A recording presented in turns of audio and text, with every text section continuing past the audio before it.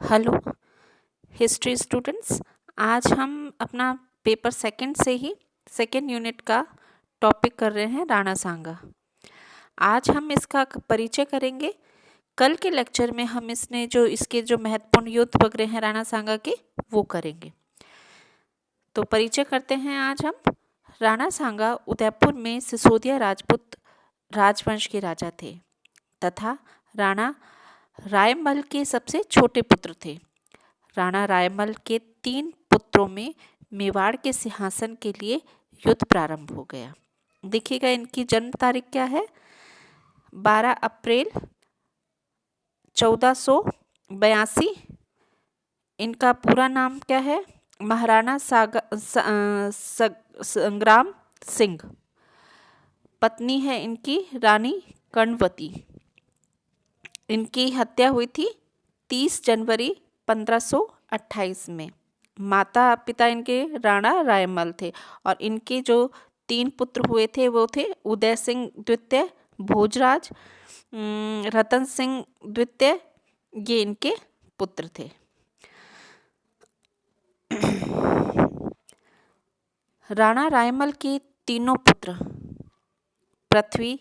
कुंवर पृथ्वीराज, जगमाल तथा राणा सांगा, इन तीनों में मेवाड़ के सिंहासन के लिए संघर्ष प्रारंभ हो गया।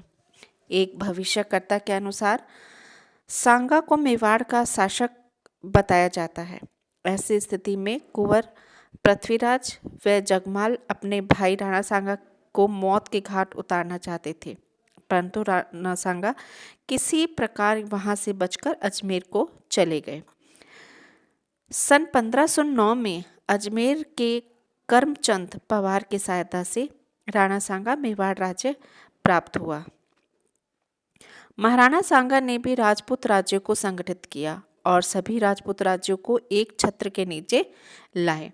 उन्होंने सभी राजपूत राज्यों संधि की और इस प्रकार महाराणा सांगा ने अपना साम्राज्य उत्तर में पंजाब सतलुज नदी से लेकर, पश्चिम में से सिंधु नदी से लेकर पूर्व में बयाना, भरतपुर, ग्वालियर तक अपना राज्य का विस्तार किया। इस प्रकार मुस्लिम सुल्तानों की 150 वर्ष की सत्ता के पश्चात इतने बड़े क्षेत्रफल हिंदू साम्राज्य कायम हुआ। इतने बड़े क्षेत्र वाला हिंदू साम्राज्य दक्षिण में विजयनगर साम्राज्य ही था। दिल्ली सुल्तान इब्राहिम लोदी को खातौली व बाड़ी के युद्ध में 2 बार परास्त किया और गुजरात के सुल्तान को हराया। वे मेवाड़ की तरफ बढ़ने से रोक दिया। बाबर को खानवा युद्ध में पूरी तरह से राणा ने परास्त किया और बाबर के बयान पर दुर्ग जीत लिया। इस प्रकार राणा सांगा ने भारतीय इतिहास पर एक अमिट छाप छोड़ी है। 16वीं शताब्दी में सबसे शक्तिशाली शासक थे। इनके शरीर पर 80 घाव थे। इनको हिंदूपत की उपाधि दी गई थी। इतिहास में इनकी गिनती महान नायक और वीर के रूप में की जाती है। महाराणा संग्राम सिंह महाराणा कुंभा के बाद सबसे प्रसिद्ध हुए। मेवाड़ के सबसे महत्वपूर्ण शासक है। इन्होंने अपनी शक्ति के बल पर मेवाड़ साम्राज्य का विस्तार किया और उसके तहत राजपूताना के सभी राज्यों को संगठित किया। रायमल की मृत्यु के बाद 1509 में राणा सांगा मेवाड़ के महाराणा बन गए। सांगा ने अन्य राजपूत सरदारों के साथ सत्ता का आयोजन किया। राणा सांगा ने मेवाड़ में 1509 से 1528 तक शासन किया, जो आज भारत के राजस्थान प्रदेश में स्थित है। राणा सांगा ने विदेशी आक्रमणकारियों के विरुद्ध भी राजपूतों को एकजुट किया।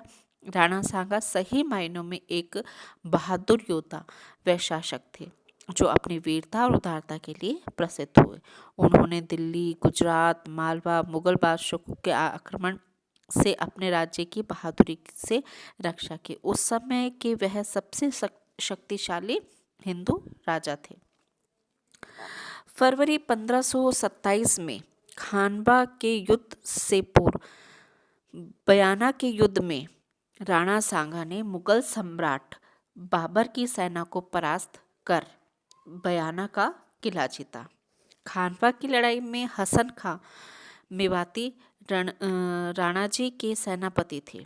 युद्ध में राणा सांगा के कहने पर राजपूत राज्यों ने पाती पैरवन परंपरा का निर्वाह किया। बयाना के युद्ध के पश्चात 16 मार्च 1527 ईस्वी में खानवा के मैदान में राणा सांगा घायल हो गए। ऐसी अवस्था में राणा सांगा पुनः बसवा आए, जहां सांगा की 30 जनवरी 1528 को मृत्यु हो गई। लेकिन राणा सांगा की विधि विधान से अंतिम संस्कार मंडलगढ़ जो भीलवाड़ा में उनका अंतिम संस्कार हुआ। एक विश्वासघाती के कारण वह बाबर से युद्ध हारे, लेकिन उन्होंने अपने शौर्य से दूसरों को प्रेरित किया। उनके शासनकाल में मेवाड़ अपने समृद्धि की ऊंचाइयों पर था। एक आदर्श राजा की तरह उन्होंने अपने राज्य की रक्षा तथा उन्नति की। राणा सांगा है वो अदम्य साहसी थे। एक भुजा, एक आंख, एक टांग खोने और अनगिनत जख्मों के बावजूद उन्होंने अपना महान पराक्रम नहीं छोड़ा। सुल्तान मोहम्मद शाह मांडू के युद्ध में हराने व बंदी बनाने के बाद उन्हें उनका राज्य पुनः उदारता के साथ सौंप दिया। यह उनकी बहादुरी को दर्शाता है। खानवा की लड़ाई में राणा जी को लगभग 80 घाव लगे थे, अतः राणा सांगा को सैनिकों का भग्नावशेष भी कहा जाता है। बाबर भी अपनी आत्मकथा में लिखता है कि राणा सांगा अपनी वीरता और तलवार के बल पर अत्यधिक शक्तिशाली हो गया था।